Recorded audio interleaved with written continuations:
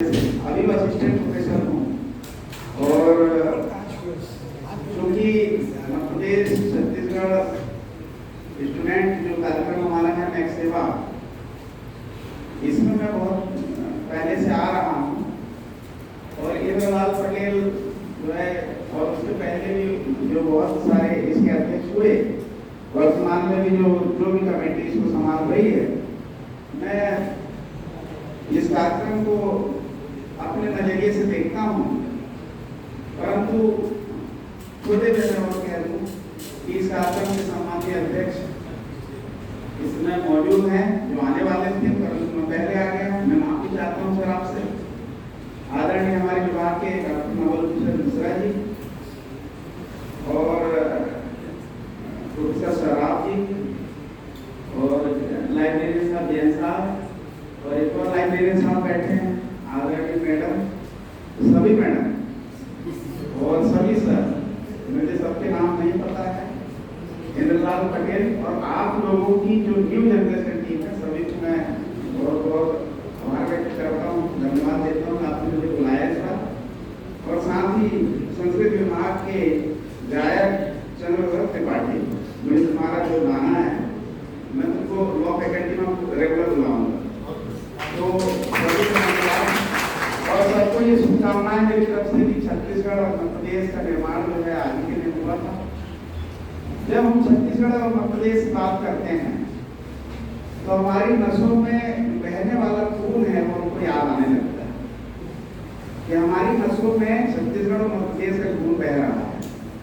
भले हम आज हमारी सेवा जो है मध्य प्रदेश में दे रहे हैं और बनारस हिंदू यूनिवर्सिटी हम लोग सेवा कर रहे हैं, परंतु कहीं ना कहीं फील होता है कि हम भी मध्य प्रदेश के वासी हैं और कहीं ना कहीं हम लोग हमारे प्रदेश से काफी दूर हैं। एक अंदर फीलिंग मेरे अंदर आती है, मगर चूंकि हमारा कार्यक्षेत्र जो है उत्तर प्रदेश है, इसलिए उत्तर प्रदेश में है, अन्यथा हम भी मध्य प्रदेश की सेवा करते नजर आते। कभी कभी लोग कहते हैं कि झाड़ का पत्ता झाड़ के नीचे नहीं गिरता है, इसलिए हम उड़ के इधर आ गए। तो मध्य प्रदेश को बनाने वाले बहुत सारे लोगों में बहुत सारे लोग थे जिन्होंने इसकी भूमिका निभाई है। हम तो बहुत लास्ट की एज के लोग हैं जिन्होंने मध्य प्रदेश में जन्म लिया। हमारे पहले कई ऐसे असंख्य लोग हैं जिन्होंने जन्म ले चुका था, उनमें से कुछ नाम नवल से हमने गिनवाए, कुछ नाम मैं भी आपको गिनवा दूं कि आपने संत तुलसीदास जी का नाम तो सुना ही होगा। उनका जन्म मध्य प्रदेश के चित्रकूट में ही हुआ था, उस समय के राजापुर ग्राम में।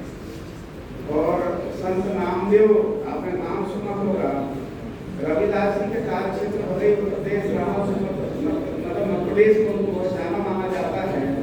संत कुंवरलाल बाबा, ऐसे बहुत सारे नाम हैं, रामानुचार, ये ऐसे संत हैं।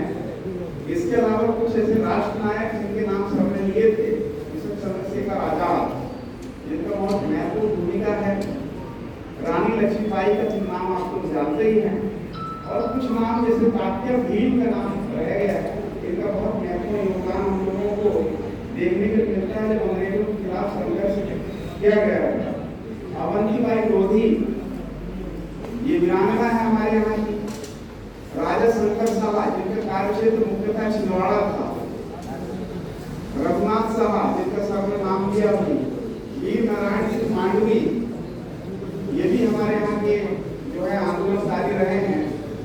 भीमा नायक, खच्चर नायक ये आदिवासी स्वतंत्रता के सेनानी रहे हैं। और आदिवासियों के बगैर मध्य प्रदेश और छत्तीसगढ़ अधूरा है। राजनीतिक विश्लेषक ये भी बहुत सारे रहे, समाज सेवी बहुत सारे रहे। इसमें अहिल्याबाई होलकर, महारानी अहिल्याबाई होलकर महेश्वर की महारानी थी, जिनके नाम से बनारस हिंदू यूनिवर्सिटी में बहुत सारी चीजें हैं और उनका बहुत महत्वपूर्ण योगदान है बनारस हिंदू यूनिवर्सिटी को बनाने में। उनको भी हम लोग याद करेंगे अहिल्याबाई होलकर का।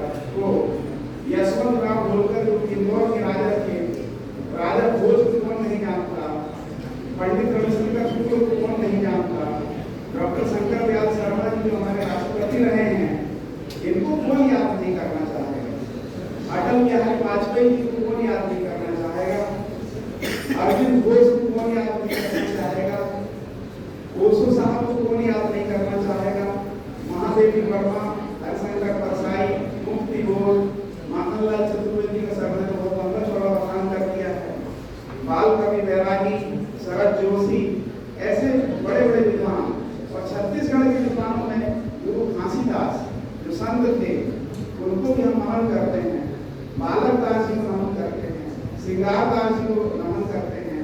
संत कबीर दास का व्यापक क्षेत्र रहा है, तो मध्य प्रदेश और छत्तीसगढ़ में भी इसका प्रभाव हम लोगों को देखने को मिलता है। वीर नारायण सिंह मांडवी, ठाकुर प्रेम सिंह, ठाकुर प्यारेलाल सिंह, बिरसा मुंडा का भी कार्यक्षेत्र भले ही उनका जब यहाँ तक था पर तो छत्तीसगढ़ तक उनका कार्यक्षेत्र देखने को मिलता है। पंडित रविशंकर शुक्ल, श्री श्यामाचरण शुक्ल, अजीत जोगी, खूबचंद बघेल और अभी के वर्तमान के नेता भूपेंद्र बघेल को भी हम लोग ले लें, देखो बघेलों का भी एक अपना क्षेत्र है। इसके अलावा पंडित भीमसेन जोशी, हबीब तंवर, पंडवानी गायिका और पद्मश्री अनूप जलोटा भी छत्तीसगढ़ी, तो इनको भी हम लोग याद करना चाहेंगे। तो ऐसी बड़ी बड़ी हस्तियों ने जन्म लिया, परंतु मैं आपको ये भी कह देना चाहता हूँ कि एक ऐसे व्यक्ति ने भी मध्य प्रदेश में जन्म लिया था जिन्होंने भारत का संविधान लिखा, डॉक्टर भीमराव अंबेडकर। इनका जन्म महू में हुआ था। और याद रखिए, आप सभी लोग याद रखें, जो मध्य प्रदेश के पानी में जो बल और शक्ति है और जो सौर है, वो मेरे को किसी प्रदेश के पानी में वो चीज नजर नहीं आई। जिन्होंने मध्य प्रदेश में जन्म लिया उसमें कहीं ना कहीं जो है एक वीर गाथा लिखी, जिसमें डॉक्टर भीमराव अंबेडकर का हमको नाम याद आता है। परंतु मैं ये भी कहना चाहता हूँ, इस विश्वविद्यालय को बनाने वाले व्यक्ति एक सामान्य व्यक्ति नहीं थे। और पंडित मदन मोहन मालवीय जी, जिनका जन्म भले ही इलाहाबाद में हुआ, परंतु उनके पूर्वज मालवांचल थे, मालवा से आए हुए थे। तो ये यूनिवर्सिटी ऐसा नहीं है कि ये प्रदेश वासियों की है, ये हमारे मध्य प्रदेश की यूनिवर्सिटी है।